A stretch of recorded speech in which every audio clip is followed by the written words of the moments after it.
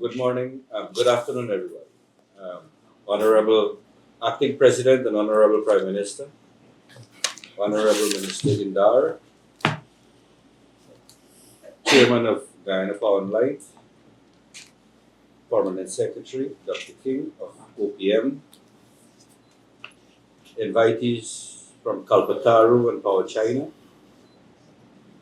fellow executive members of GPL, the press, members of the press, and other invitees. Welcome, welcome to this signing ceremony for infrastructural development projects for GPL for the extension of transmission and transmission lines in Guyana. I have prepared some notes here I will go through.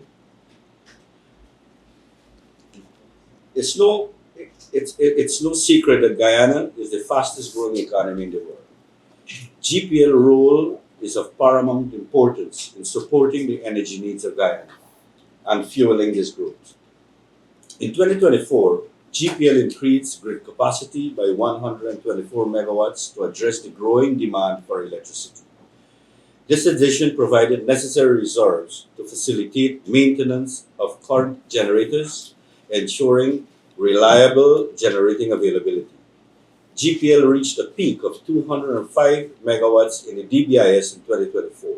The expected peak in the DBIS for 2025 is approximately 250 megawatts. Currently installed generation is approximately 300 megawatts in the DBIS.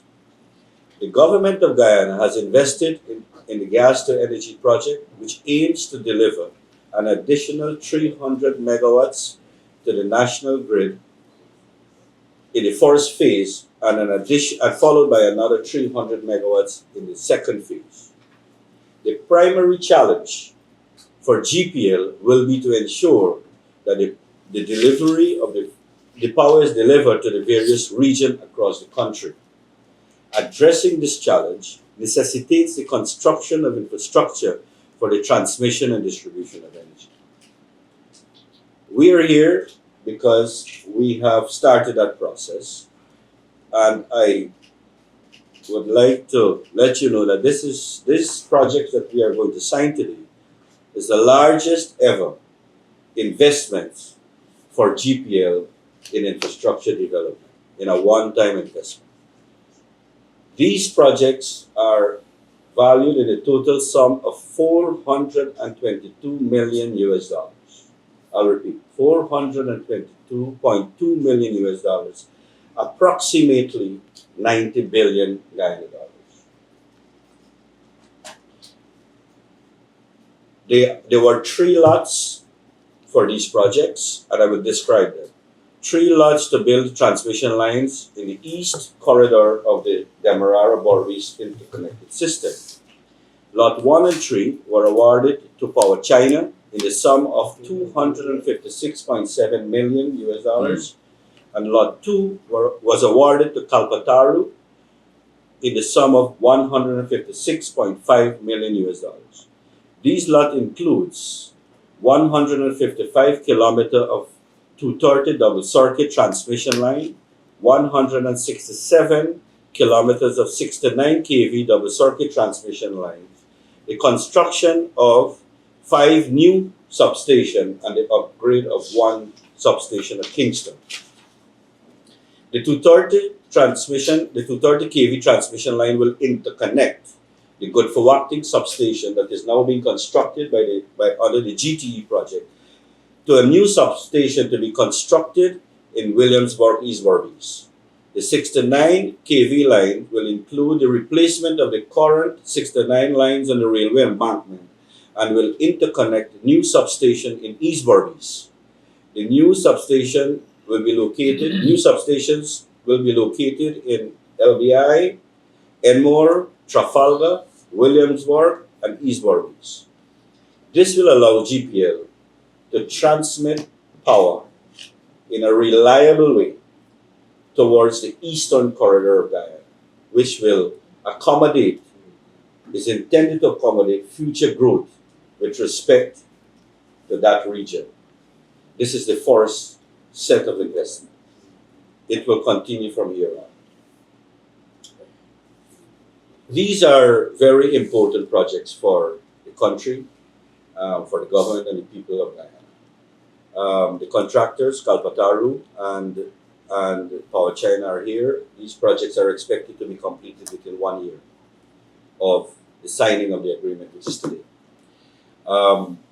I will urge the contractors, we went through several iterations of negotiations, and I will urge them that we will work together and to respect the timeline, to put all efforts into meeting our expectations and to ensure that the quality is maintained. Kalpataru has been working on the gas to energy project, and many of Guyanese would have seen the quality of work and the quality of infrastructure that is now being constructed in Guyana. And that is the same quality that we will have of international standards. I would like to also at this point acknowledge the efforts of my team. These guys worked around the clock to get this to this stage. We had very, very tight timelines. And I would also like to thank His Excellency, the President, and the Cabinet, and his Cabinet, for all their support and recognizing the needs of GPL. We all know the challenges that we have been through a short while, and we applaud the government in their support for us to meet our objective, which is to deliver reliable energy to the people of Guyana. Thank you. Ladies and gentlemen, today for me it's a very proud moment where the government of Guyana, on behalf of the people of Guyana, is making the largest single investment in the power industry in Guyana. The people of Guyana have selected this government, and we are performing. $90 billion in signing of contracts today is a tremendous amount of money that we spend on behalf of the people of Guyana. The two contractors, Kalpataru and Power China, we are very confident we will continue. Kalpataru here already. Power China, we know of your existence, and we appreciate you take part in this tender and were successful. We are very confident, and as Kesh has said, that you will execute on time, on budget for the people of Ghana. Because we at GPL have been going through quite some turmoil, and we've been getting the wrath of the people of Guyana. So it's time that our government has recognized that, and they have taken the bull by the horn. And here we are signing a contract for $96 billion in behalf of the people of Guyana. So guys, this is a proud moment, not for us here alone, but for the people of Guyana, made possible through their representative, the government. So thank you. Thank you.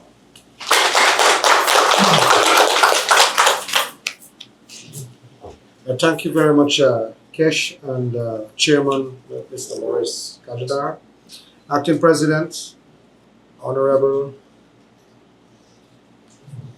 Phillips, retired, Brigadier Phillips, retired, PS, Dr. Alfred King, from the Office of the Prime Minister, Mr. Morris, Chairman, and the CEO and his management team of GPL, representatives from Power China, and Kalpataru.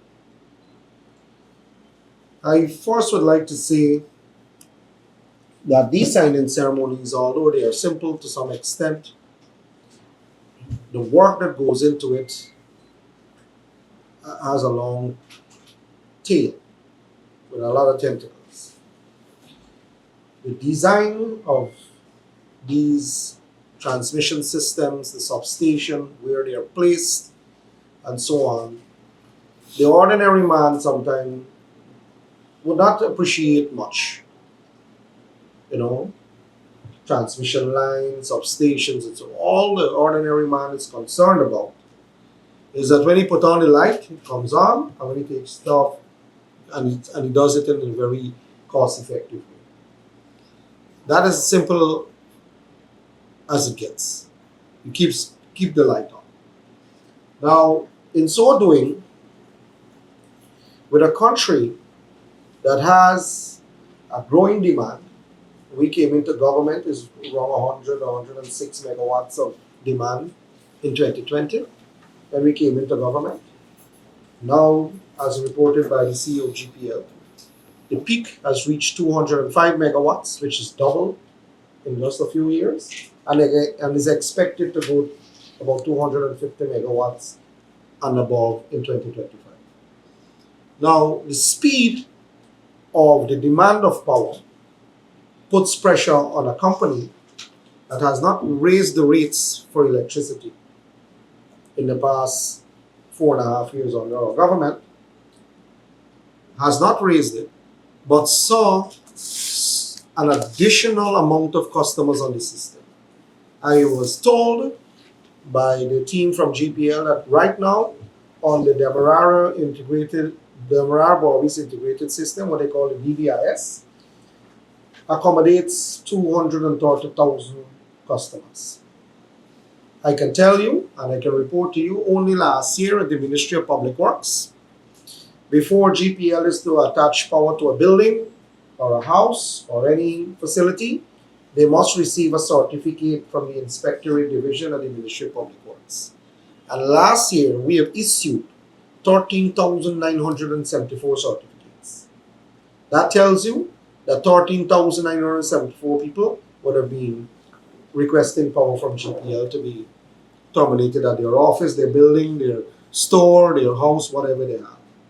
That tells you about the growth in the country, in housing, in the oil and gas development, in other development, in new facilities, new condominiums and apartment buildings, hotels, expansion of different areas in the country.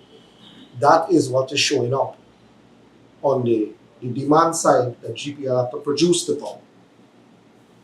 That being said, since we came into government, we promised that we will deliver about 500 megawatts of power. 500 megawatts of power. 300 megawatts on the gas to energy project. We had 165 megawatts from the Amelia Falls project, and the rest would have been on fossil fuel. We have not gone to contract with the last tender for the Amelia Falls. We will go out to tender for that sometime in the near future. But we are building the 300 megawatts power plant. We are also putting in 33 megawatts of solar power that will tie to the grid in Essequibo, in Linden, and in Bordeaux. 33 megawatts. This signing today is part of the design to improve the energy infrastructure. What it means is that the plant that is being constructed at Wales, the power have to move from Wales into the rest of the country. One part of that power will come from Wales over the Demerara River, the Garden of Eden, into the backlands, and it will terminate at a location behind Eccles. They call it Good for Wapti. I was there yesterday. I saw what the substations are being delivered to the people of Guyana, and I can tell you it is impressive. I put a post out on it yesterday, so number of portionship. It is impressive. The technology that is there, that is done by the current one of the awardees today, Kalpataru, has the best in class technology. It has Siemens Energy, it has ABB technology, it has Hitachi technology, and others. I saw the transformers on the ground. One of the transformers, 375 MVA transformers, weighing 241 tons. Just imagine you have to have that transported in the roads of Guyana and move. Just think about the kind of industrialization you see there. That substation will receive bulk power. So the bulk power that is being produced at Wales will be transmitted through these very transmission lines Remember, we had one before. We had a contract to awarded to Kalpataru before these here today that would have built about 86 kilometers of transmission line between 230 kVA or kV and 69 kV. So the 69 kV, 69,000 volts moving from Wales to Bridgenope, where we have a substation there. And the 230 kV is moving from Wales to behind Eccles, a location behind, where there are two massive substations. To break down that power from 230,000 volts to 69,000 volts, and then it will be transmitted to Sophia. Part of it will go to Sophia, and there's a control center right next door, a main control center that is being constructed now by Power China to make sure that that power is dispatched across the country. Now herein lies the problem. How much power have to be evacuated to East Coast and the Berbice area? And how is that power is going to move from the main control center to the East Coast, East and West Coast Berbice? And right now, we do not have the transmission lines to accommodate the bulk power movement to communities, to new development, to new housing system, to new industrial parks, to new industrial zones. We don't have that capacity to move bulk power. These contracts that we are signing today is to accommodate the movement of that power from the central location towards East Coast, towards region 5 and region 6. And it will, what is it, last spot? Williamsburg? 53. Number 53 in Berbice. So that is the infrastructure that we're putting in Guyana. We are building infrastructure, energy infrastructure for the future. A lot of us travel. When we travel, we will see the towers in other countries that are moving the bulk power. If you go to the developed world, you will see it. You will see these we call it trees that carry the bulk power. That is why you find reliable electricity in some countries, and some countries don't have it. Our country, we have been moving mostly since the beginning of our republic, 69,000 volts. We have never was able at any point in our history to raise that, to create a transmission network that will stabilize the grid, moving bulk power at 230,000 volts. Here in this project and from the gas to energy project, that 230,000 volts transmission network is now built into the design of the energy infrastructure. And that is why when we say we are building infrastructure for the future, this is what we're talking about. In this are so what you call the substations. Now I can point out, Mr. Nandalal pointed out some of them already. Where's that? I want to make mention of the substation. There's a reason why I'm talking about the substations. In Enmore, there is a new housing system there. And in Enmore, they will have an industrial area where you're going to have things, all manner of industrialized kind of activity going on there. And further up, you have people opening up malls and so on the East Coast. You have places in Mahaika that have massive real estate development and all these things. So in Enmore and LBI and all of those places on the East Coast, they have massive amounts of housing development is happening there. When you add more load into an existing network that has reached its thermal limits, it means that the transformers will blow, all of the line hardware will start to fail, and you will get interrupted power supply in a community. So as you add more in a particular area, it puts pressure on the transmission lines. So we are building some substations in places like LBI, in Good Hope. We're building substations in Enmore, and then we are upgrading the Kingston Substation as well. So I just wanted to point that out. So these things have been placed there, and we will be built there to accommodate the development that is ongoing in those areas. So I want everyone to understand when we sign these contracts with these massive investment that we're putting into the energy sector, and the reason for it and why we're doing it. Now, you can hear a lot of people talk about and criticize what we're doing, but they have not done it. They have not thought about it and they have not done it. And the proof of the pudding is always in the eating. I was checking, acting president, I was checking. I use a couple of communities in this country to check GPL's reliability on delivering power. Eccles, Region 2, Region 3, on the West Bank. I checked there. There's a couple of communities I checked there. There's one right at Ogle there. Always used to get power outage sometime during last year, September time. I am checking to see when the last I see those on social media cost you guys for power outage. I'm still looking since we got the new ship coming and so on. I think that there's a marked improvement in the delivery of power to people. There's not much power outage unless it's when we are moving utility lines for widening of road construction in the East Coast and the East Bank and so on. Or if you're doing major maintenance of substation and those kind of things.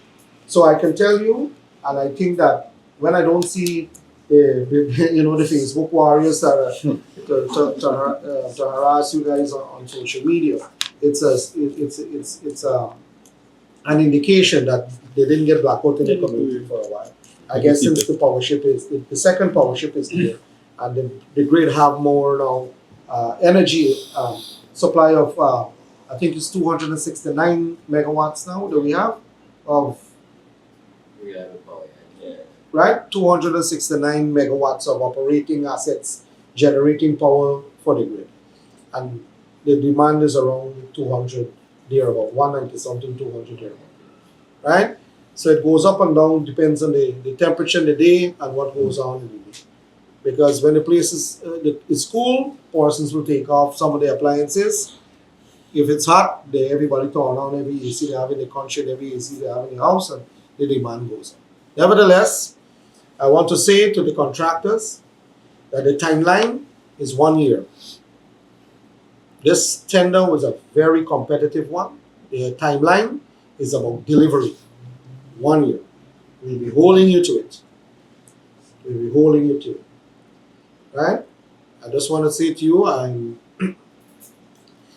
am saying this publicly, that a lot of times we end up, working with competitive bidders who are awarded, and then when they're awarded the contract, the haste that is supposed to be in the project, you don't see it on the ground. And you have to be behind contractors, working with them, trying to get them to get the work done. And I'm saying to you, these contracts that you're going to sign today have a timeline on it, and I'm asking you to deliver on the timeline. Our country has been dying to have this kind of investment and this kind of infrastructure. Now we are committing to it, and we want to see them get done. Every aspect of the gas to energy project activity is going on. Some are completed, and I think that the substation will be completed in June. The control center will be completed in August. So all the moving parts is being completed to receive the power. So we want to make sure that when it comes, it is distributed to the country, and that is why we are doing this study. Now, I want to say one thing more before I take my seat. You will find, and I found this, Mr. Chairman, Acting President, that those in the opposition that did not invest in anything on base load capacity, did not invest anything on new feeders, because the contracts also have a lot of feeders, 6,000 to 9,000 volts feeders coming into communities. So when the bulk power is there, you got them, the feeder lines coming in as well. Number of, how many kilometers of feeder lines? You have it? 48 kilometers of feeder lines. So you have 155 kilometers of 230 volts transmission line. You have, this is 167, you have it? 167, 69. 167 kilometers. Yes, of 69. of 6 years. So let me go back that. 155 kilometers of 230,000 volts transmission line going. You have 167 kilometers of the 69,000 volts transmission line. New And substation. you have 5 new substations and 1 upgrade to Kingston. So this is the kind of investment that we wanted many years ago. There are those in the opposition will tell you how they did a wonderful job, but they never invested in 1 single kilometers of feeder line. What they did is repair some of them, and the repair was very minimal. I've checked that because I hear those claim to try to rewrite history and rewrite the work that they've done when there were no evidence of it being done. And I've checked with the team. I asked them to go check. Tell me what they have done in 5 years when they were in government. And I looked and we scraped and we looked and we didn't find much. All I know is that they bought 1 Hyundai generating set and put it at a place on the East Coast of Zanvawat or Canefield. Canefield. And it worked for 6 months and it damaged the crankshaft. And it was parked there. When I became into government in 2020 and we got a little funds and so we started to get it back to work. That is all I know. And they put something in Bartica and some in a couple megawatts in Bartica and Region 2. Which is off the DBIS. That is not part of the Demerara-Berbice Integrated System. That is Region 2, that is Bartica. And they claim to do a wonderful job. Only Jesus Christ can appraise how good job they have done. But yet, there's no evidence of it. There's no evidence. Under the leadership of the president, who committed this in the opening, in the speech in the beginning of the year, we are now making the president's commitment to the people, we are now bringing it into the reality. Under the leadership of the prime minister, who is in charge of the energy sector, he has pushed us, he's asked us to get this thing done, and we are here today to make sure we start the process of awarding so that we can make this a reality. So when we promise something, we make a commitment to the people, we deliver. So Mr. Prime Minister and Acting President, I want to thank you for your leadership, sir, pushing us and the team so that we can bring this to fruition. Thank you very much.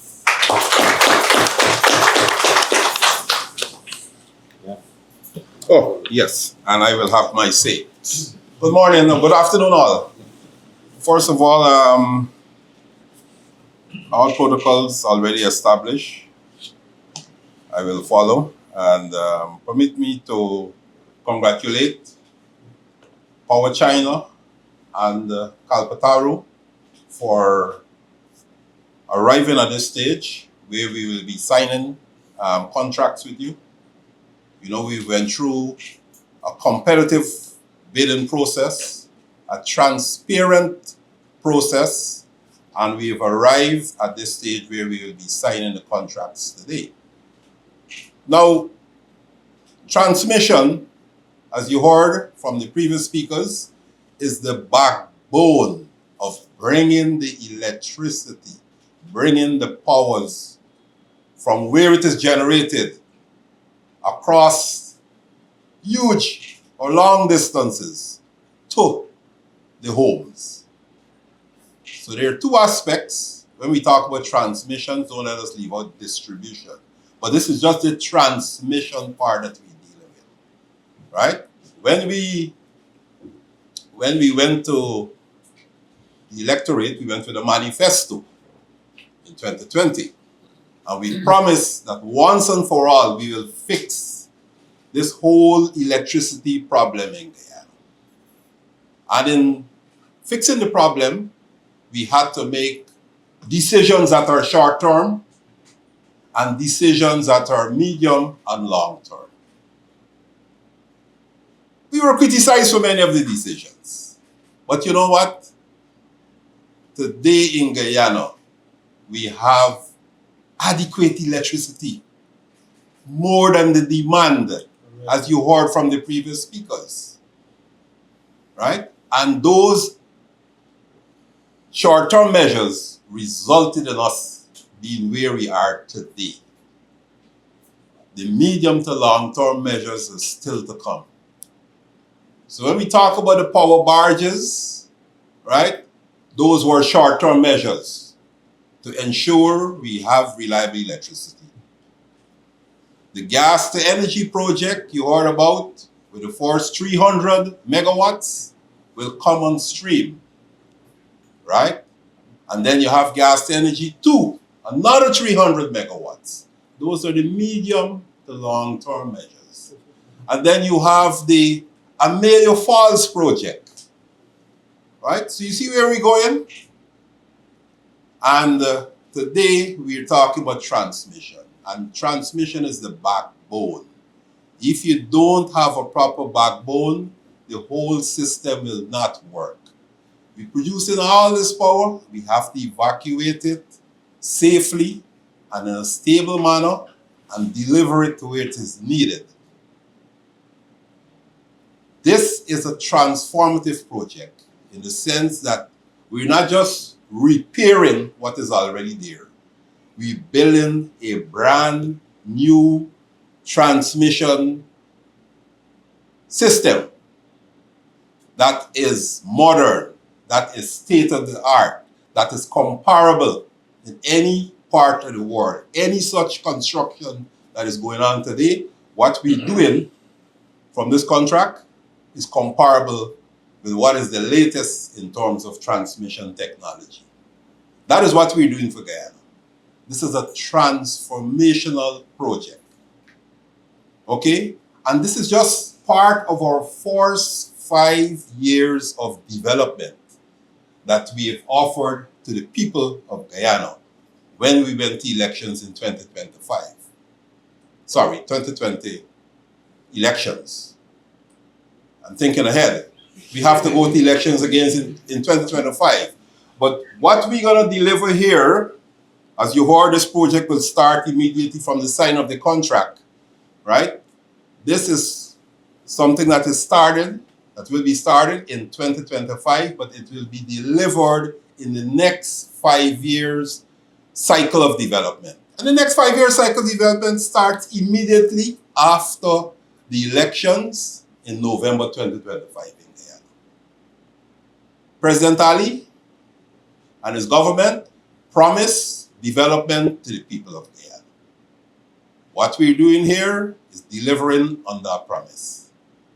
And as we deliver on that promise, we're already thinking and putting together the components that will be delivered in the next 5 years. So with a good modern transmission system, it means more communities will have not only reliable electricity, but stable electricity. You heard about the 17 or such unserved areas that in the first 5 years of development are now receiving electricity. Unserved and underserved communities in Guyana, many of them having electricity for the first time, right?